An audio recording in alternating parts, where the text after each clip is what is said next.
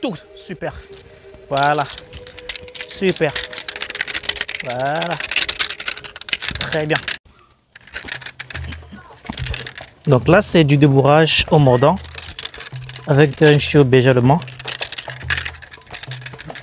Alors, c'est la toute première fois que j'introduis les bruits, des distractions comme ça et d'agitation au chiot. Voilà. Là, c'est une distraction naturelle. Vous voyez ce qui s'est passé? Le chiot s'est arrêté et a dit, mais qu'est-ce qui passe là? C'est quoi le bruit là? Ce qui n'est pas un problème. Le chiot voulait juste vérifier son environnement, c'est pas un souci. Il faut juste reprendre avec le mordant. Voilà, très bien. Très bien. Donc, très bien. Donc là, je vais essayer de récupérer la proie. Ok. Je fais comme si je vais partir avec la proie pour réveiller une fois de plus l'instinct du chiot. On tourne à gauche comme ça. Là, on part d'une proie. Oups, il a lâché. Il a lâché. Quand il lâche,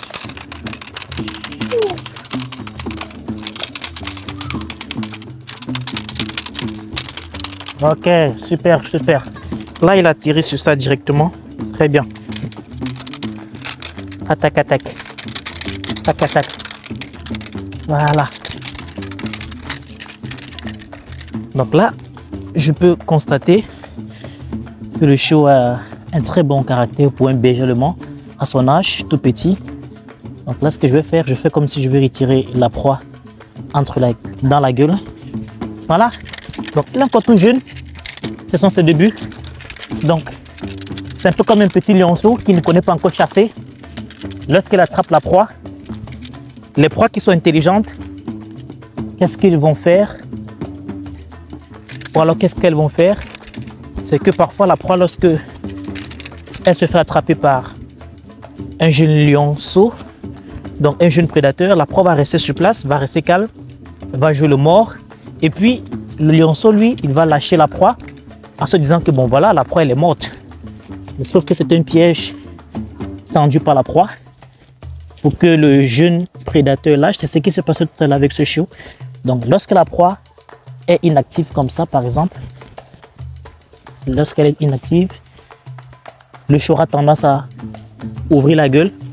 Mais on doit faire comprendre au chiot que non, la proie, il ne faut pas lâcher. Si tu lâches la proie, ça part. Voilà. C'est pour ça que cette fois-ci, voilà. Et là, le chiot rengueule.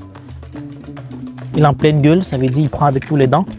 Et puis, on peut continuer l'activité. Très bien. Voilà. Alors, les petits bruits ici, c'est parce que la vie n'est jamais facile durant une intervention.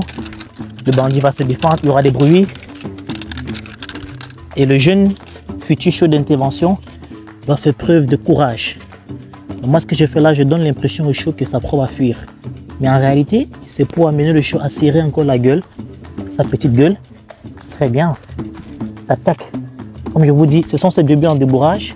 C'est la première fois qu'on fait un travail ici à l'extérieur. Donc, je ne vais pas en demander trop au chiot.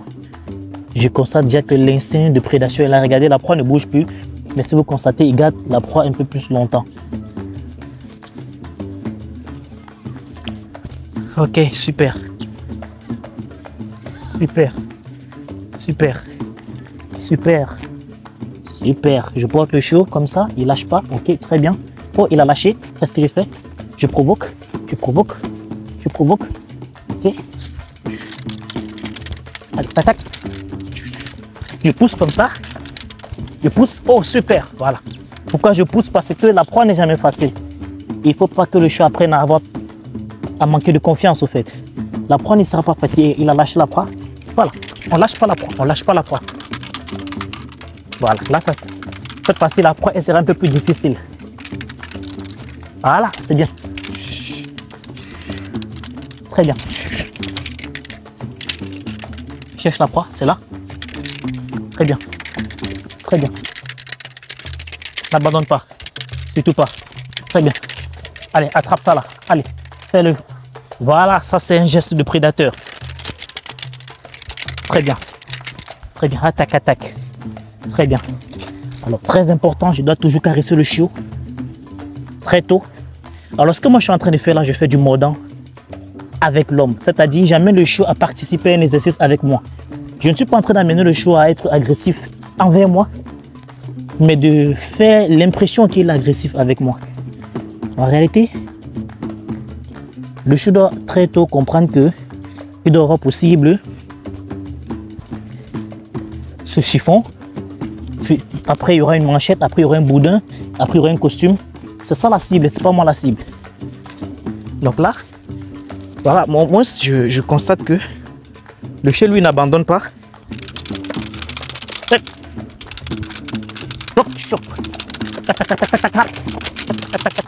Tout, super. Voilà. Super. Voilà. Très bien. Super, voilà. Puis je laisse, il gagne. Donc là, qu'est-ce qu'il fait? Ok, là, il ne s'éloigne pas directement de la proie, il essaye d'assommer la proie. Ce qui est bien. Donc c'est ça que j'essaie de développer sur le chiot. Donc là, ce que je vais faire, je vais changer de style de jeu.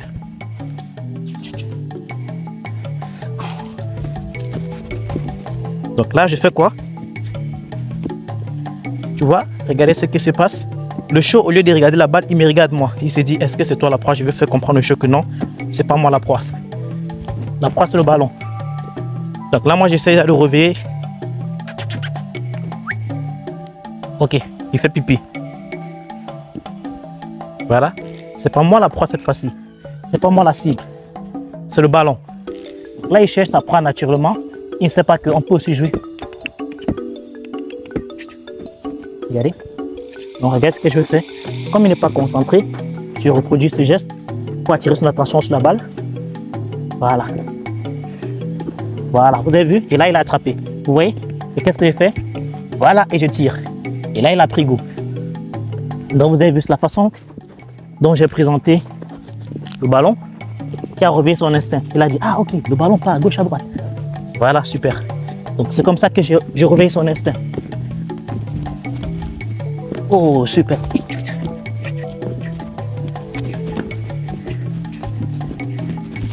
Oh, super. Très tôt, je réveille l'instinct du chiot.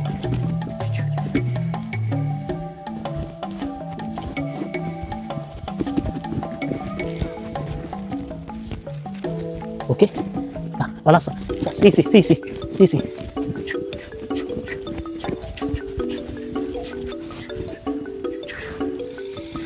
Très bien. Allez, vous voyez, sauf qu'il n'attrape pas encore, mais pour son âge, très bien. Voilà, voilà, très bien. Super, super. Mais avec le temps, il va comprendre. Là, vous voyez, il garde déjà un peu plus. Et c'est comme ça que je réveille l'instinct du chiot. On a fini pour la séance d'aujourd'hui. Donc, on va continuer. Pourquoi pas dans 24 heures exactement, quand il aura encore vraiment envie. Assis, très bien. Ok, jeune homme. Super. À la prochaine.